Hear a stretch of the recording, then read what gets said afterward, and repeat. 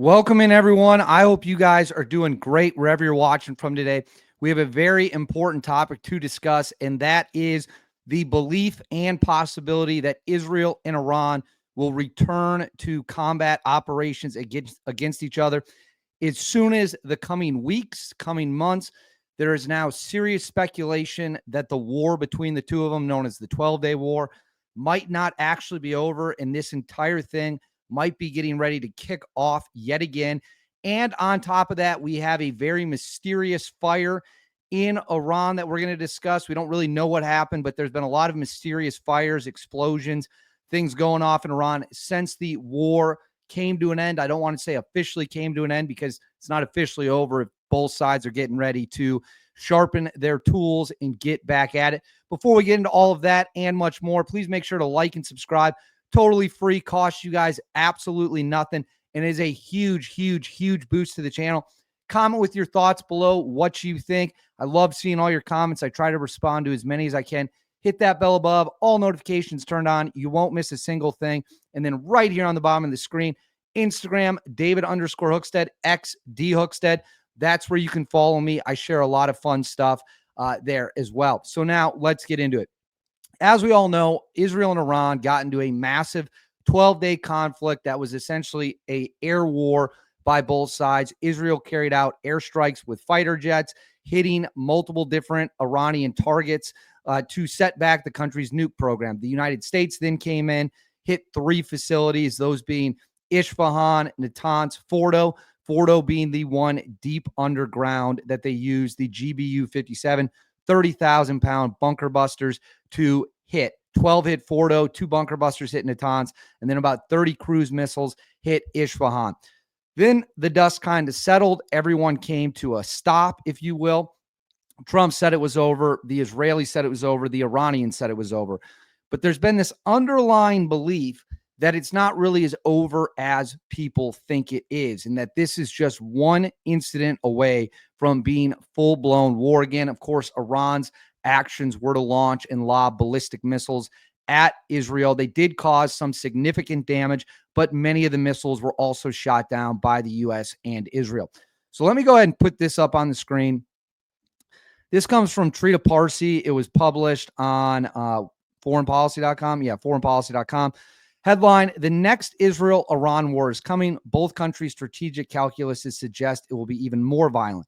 It says right here, Israel is likely to launch another war with Iran before December, perhaps even as early as late August. I'm filming this on August 18th. So that would put that at what, 12, 13 days away, 2 weeks away. It says Iran is expecting and preparing for the attack. It played the long game in the first war, pacing its missile attacks as it anticipated a protracted conflict. In the next round, however, Iran is likely to strike decisively from the outset, aiming to dispel any notion that it can be subdued under Israeli military dominance.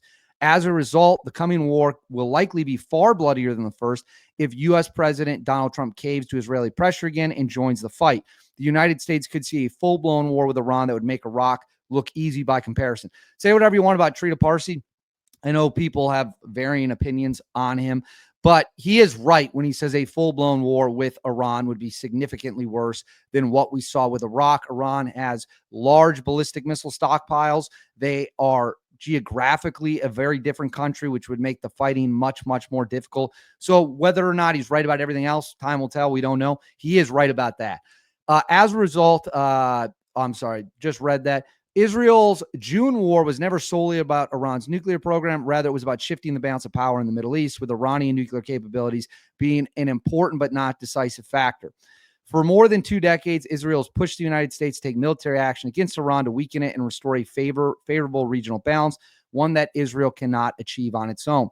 So that is the claim, that both sides are getting ready to do this again. If it happens again, you will see Iran unleash whatever ballistic missiles it has left in an attempt to overwhelm Israel's air defenses, which would have to be propped up by the United States like it was the first time, and that could cause way more damage.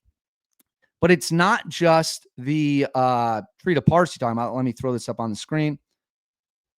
This says Abul Fazl Shikarchi. I'm probably butchering that. If I am, I don't really care. A spokesman for Iran's armed forces on Israel They have threatened before, but what was the outcome in the 12-day war? Sensitive and important sites, military, security, research, and others were destroyed to the ground, and the Zionists were forced to taste the bitter flavor of defeat. If these threats are carried out, they may bring upon themselves even harsher consequences and far heavier defeats. On the resistance and its independence, the fighters of the resistance will continue on their path till the final victory, the liberation of Jerusalem and Palestine, and will throw the enemies into the dustbin of history. The path chosen by the Zionists will ultimately lead to their destruction. The United States and the Zionists have never defeated the resistance, and they never will, and they will take the dream of victory with them to the grave. It's crazy. The resistance is an idea and a belief that cannot in any way be destroyed. There is no weapon that can confront it. The brave and determined fighters of the resistance across the region, including, can't say that word on YouTube, which is an independent organization, have no need to take orders from others. The Islamic Republic of Iran firmly supports the resistance. It is amazing how Iran got dog walked for 12 days, got crushed. Their air defense networks were obliterated. The United States flew 7 B-2 stealth bombers into its airspace. They couldn't do a single thing about it. Those bombers were, of course, escorted by F-22s and F-35s, and they're still out here talking like they won. That is not true whatsoever. They absolutely did not win, but they need to say this stuff for their people. Now, having said that, something very interesting and odd has been going in Iran. I'm going to throw this up on the screen.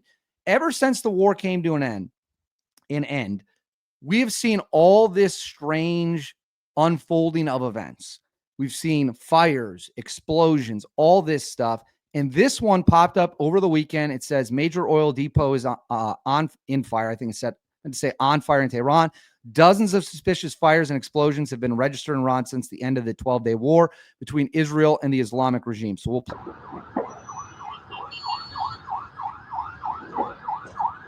So you can see a little bit of the carnage and how serious it is.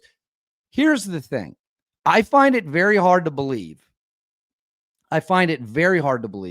that all of this stuff is happening and it's all an accident.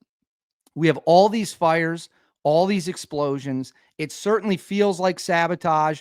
It looks like sabotage. It looks like Israel could be responsible. Are they? I mean, if you force me to make a decision, knowing the history of Mossad and Israel's really good ability to go in and mess stuff up, fingerprints off. We've seen them kill Iranian scientists before. We know they're capable. We know they can do it. We know they can operate clandestinely without anyone knowing it's them. My theory, my educated guess would be Israel's 100% responsible for all these strange things we've seen. They want to continue to degrade and destroy Iranian infrastructure. Taking out oil depots, oil is something you need for war, would be a strategically smart thing to do. This situation is definitely starting to look like it is far from over. It is definitely starting to look like we will have more action between the two sides. When that might start, what that might look like, we don't know yet, but it definitely does not appear this is over. But I want to know what you guys think. Let me know in the comments below what you think. Do you think we're going to see more action between the two countries? Please make sure to like and subscribe. As always, totally free, cost you guys absolutely nothing, and is a huge boost to the channel. Hit the bell, all notifications on, and then right here, Instagram, David _Hookstead, XD Hookstead. I'll see you all next time.